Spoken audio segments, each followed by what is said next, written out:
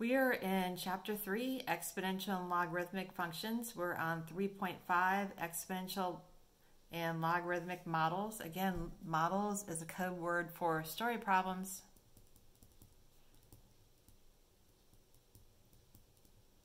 I think they're just trying to hide that from you. They did that when they went Common Core. They changed the word story problems to models. It just sounds so much fancier. All right, what we're going to learn is how to recognize the 5 most common types of models involving exponential and logarithmic functions, and then we're going to use. See, I highlighted the word use. We're going to use those then to model and solve problems. So that's overall what we need to do today is use the models to solve problems. So they gave you an example here of one of the problems that we're going to work on today. We're going to work on a little bit on carbon dating. We're going to work on continuous growth too. So here's some of the formulas that are going to be in this section. We have the exponential growth model and exponential decay model. These are important models that will come up a lot in your classes, especially in biology class. A is the initial amount. B is usually called K, and it's the rate of growth. And they used X. I don't know why they used X. It's T, the time. And then there's a couple other models there. Overall, we don't really have time to get to it in our homework or in the lesson, but if you want to, we can go back and look at it some more. But you really ought to know what this graph looks like here. That's the growth model, the exponential growth model. It's increasing from negative infinity to infinity. And then the decay model is decreasing from negative infinity to infinity. And just to throw another one in there, and I don't think we're going to do it at all, but the Gaussian model is about the bell curve. All right, on the next page, this one reviews something that we've already learned, which is nice. It says, using a compound interest formula, complete the table for a savings account in which the interest is compounded continuously. We just got done doing that, compounded continuously. We know that formula, A equals PERT. All right, there's actually 2 questions in one here, so don't get confused. They tell us we have $2,000 invest at 2%. How long is it going to take to double? Then a different question, what is that amount after 10 years? All right, so we'll hit the first one here. How long till it doubles? So again, this would be a good time where you put it on pause if you want to try it on your own, or you can just watch me do it. So we started with $2,000. If it doubles, that means we're going to have $4,000. And the principal, again, is the amount that we started with, $2,000. And the rate, R is the rate, remember, and they said the rate was 2%. So moving it over 2 places, that becomes 0.02. And we're trying to find the time. How long does it take to do that? All right, so again, this is one chunk over here.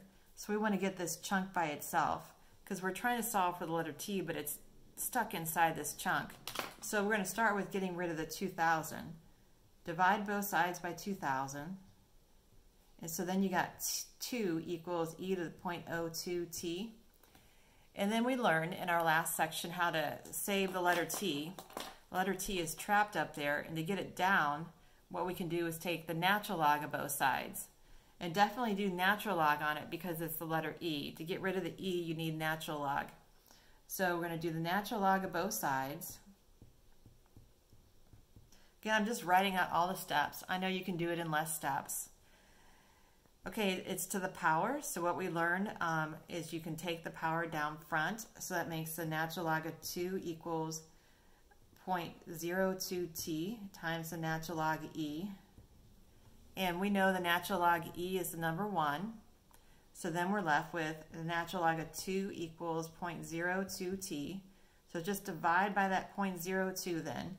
So natural log of 2 divided by 0.02 is going to be the time. All right, so on our calculator, natural log again is to the left of the number 4. So natural log of 2, I can do this. Natural log of 2 divided by 0.02. And you get 34.65. are rounded to the 10th, well, let's round it to 2 places. So it's always a good idea, just at least take it out to 2. So we'll say 34.66. So in the time, 34.66. And it is a story problem. We got to label it. And that's years. So that's this one, 34.66. So how much are we going to have after 10 years? Again, it's a whole new problem, so don't get upset. It doesn't have anything to do with what we just did. But it's the same formula that we just had. So, and we started off here, the amount is the principal times e to the RT. So our principal was $2,000, our rate was 0.02, and our time is 10. So how much are we going to have after 10 years? So it's just a matter of plugging in the number 10. So 2,000, and then second natural log gets you that e. That's down here above, to the left of the 4 again, and it's in blue. It's above it, so you have to use the second key to get to it. So 2,000 e to the 0.02 times 10, and you get $2,442.81. It's money, so you should take it to the penny. So, and it rounded up, that was a 5, so the next number rounds up, so it's 0.81. Okay, next one. It says we have a total investment of $3,000. They'd like us this time to find the annual interest rate, and they'd also like us to find the time it takes to double. And they have the amount after 10 years is $385.21. All right, so let's start with finding the rate. And we could use these two numbers to find that rate. Again, we have part A equals PE to the RT. Our initial investment, that's what the P is, gives us this final amount after 10 years. So $385.21 is A. P is 300. And then E, we don't know the rate. We do know the time though, because they said after 10 years. So put the number 10 in there. All right, again, we're trying to solve for the letter R. We're trying to solve for a number. So it's inside the chunk, just like it was on the last problem. So let's start by first getting rid of that 300. So divide by 300. So 385.21 divided by 300. And you get 1.284 equals e to the 10r. And again, just like before now, you've got the letter r trapped up there in the exponent, so we're going to take the natural log of both sides to pull that down.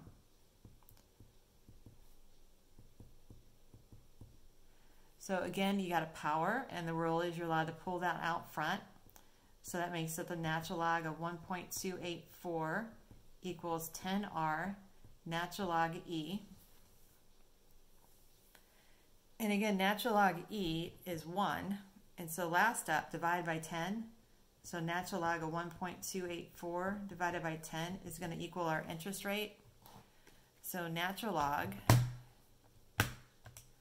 of 1.284 divided by 10, and you get 0.02499. 0.02499. All right, so you might write that down, and then I'm going to take off half a point. You could think about it, pause it if you want. Why? Well, not half a point. I'd probably take off a whole point. Pause, think. What else do you still need to do? You still need to change it to a percent. They wanted to know the percent, so we need to change that back to percent. So that would make it 2.499. So really, it just rounds to 2.5%. So the answer to the whole thing for this one's 2.5%.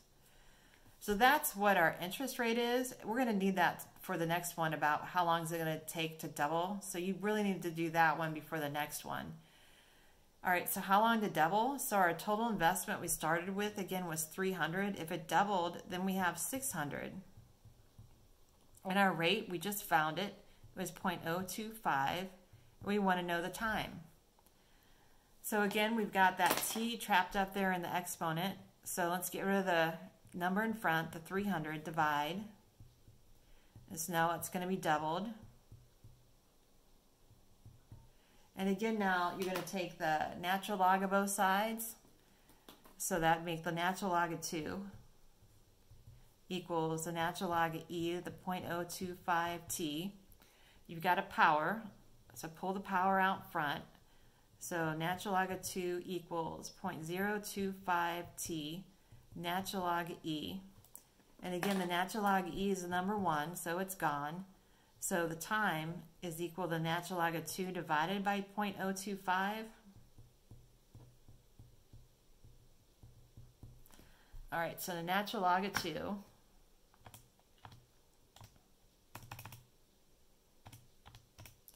divided by 0.025 gives you 27.725. So time is 27.725. All right, just to warn you guys, the cat just walked in. At any moment, he honestly could jump up here, so don't get freaked out. Remain calm. I just wanted to warn you in case he jumped up here. There he is. All right. You might see a tail swoosh by. I think I'll round it to 2 places. So 27.73. And that's in years.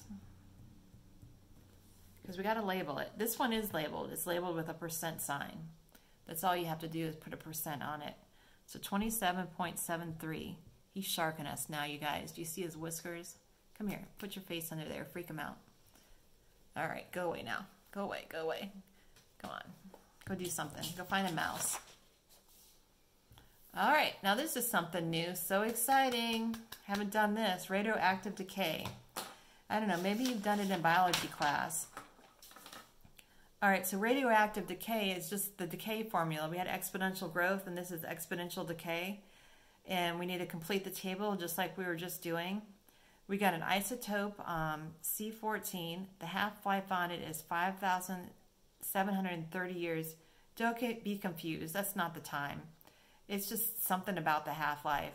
The initial quantity, that would be A, is equal to 3 grams, and they'd like to know how much do we have left after 1,000 years. All right, so again, this is a formula that we kind of were doing already. Y equals AE to the BX, but they changed up the letters a little bit on this. So if you look it up, I know how you guys are. If you look this up in Calc Chat on the odd problems, they use different letters on it. Instead, they used on it Y equals C. C is still A, the initial amount. So C equals A, which equals the initial amount. And then they changed the letter B to what I talked about in the beginning, the letter K. That's usually what they use, is the K. And they changed the X to time like they were supposed to.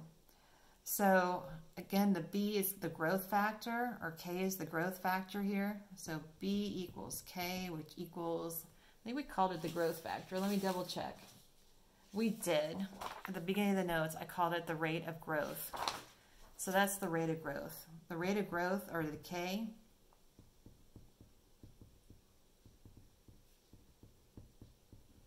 the rate of growth or decay. And again, the X is time. All right, but it's the same formula we have been using. So they gave us the initial amount, that's the A. They want to know how much we have after the time of 1,000 years. But taking a look down here, we don't have a lot of other things here. We're missing everything. All we have 1, 2, 3, 4 variables. And all we really have here are 2 items. We have the initial amount, C. I should call that C for you. So the initial amount, C, we don't know what the growth factor is at all. We have a time, 1,000, but we don't have enough to solve the problem. So what we have to do is find the K value. And how we're going to find K here is, they told us the half-life. The half-life is how long it takes until there's half of the amount of material there. So we know in the time, 5,730 years, that we're going to have half the amount that we started with. So using that information, we're going to find K. So we're finding K.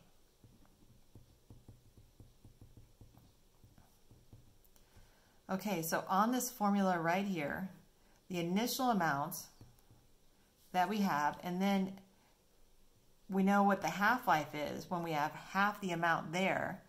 The half-life on it is 5,730 years. But again, we don't know what K is. We're trying to find K.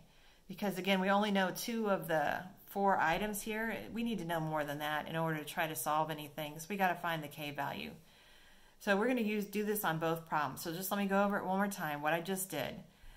This isn't the amount of time of the problem at all. It's about the half-life of the problem, how long it takes for half of the material to decay.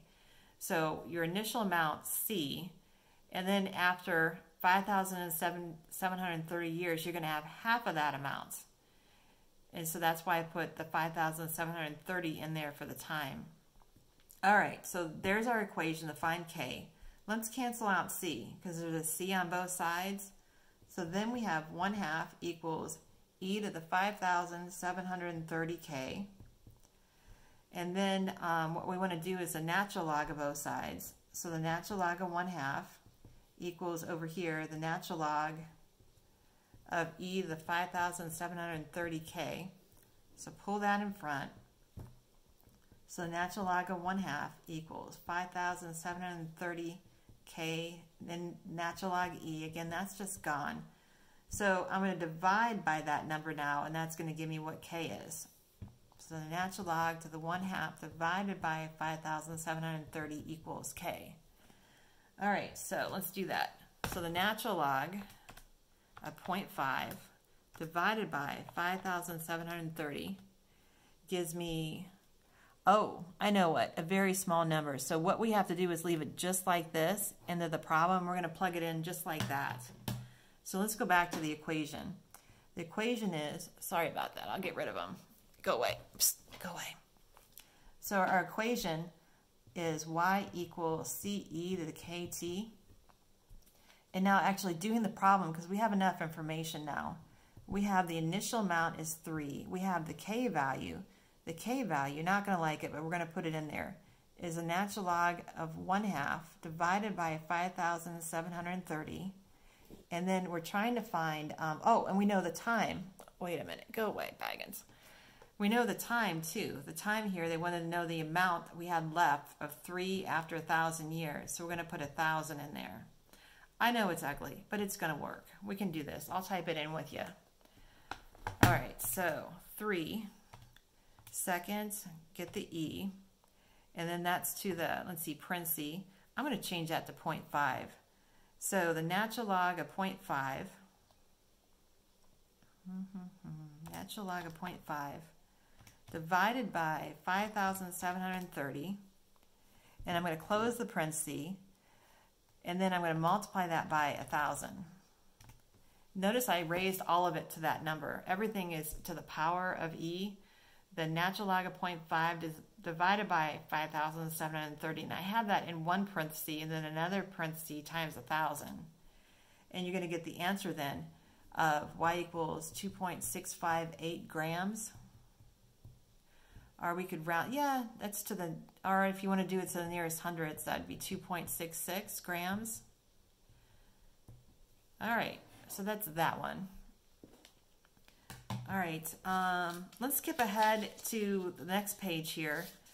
If you want to, I can do number 28 for you tomorrow. Let's skip ahead to number 32. On 32, in exercises 31, 32, 33, and 34, it says find the exponential model y equals ae to the bx that fits the point shown in the graph or table. All right, so on this table, they gave us the point 0, 1. That's at time 0. That's the initial amount. So A is 1. And then they gave us a point on the graph, 4, 5. So the value of x and the value of y. We've done problems like this before. You just plug everything in. So y is 5. A, the initial amount, 1. And then it's e to the b. We don't know what b is, do we? But we know what x is. X is 4. So we know everything but b. So we can solve that now for b. And it's pretty much there because it's times 1. So let's just take the natural log of both sides. And so pull the 4 out front, the 4b. So that's gone. So then you're left with the natural log of 5 divided by 4 equals b. So let's do that on our calculator. So the natural log of 5 divided by 4 gives you b is equal to 0.4023. Well, it rounded to 4 because there was a 5 after it. So on 32, the whole equation, they wanted to know, find the exponential model. So to find the model, we needed to have what a and b were, and we have a and b now. So y equals that initial amount, which was 1, times e to the b, the letter b, which is 0.0424, and then times x. We want to leave x. Remember how you always want to leave x, x, and leave y, y? So we weren't trying to find x or y. We want to leave them that. And that gives you that equation. So just for fun, you can put it in your calculator. Isn't that fun? Let's put it in. So y equals second e to the 0.424x graph. Oh, and my zoom isn't on standard, but that's okay. So second table, and you can see at the number 0 we have 1. At the number 4, well, because we rounded, it's not great, but it is a 5. All right, I'll see you tomorrow.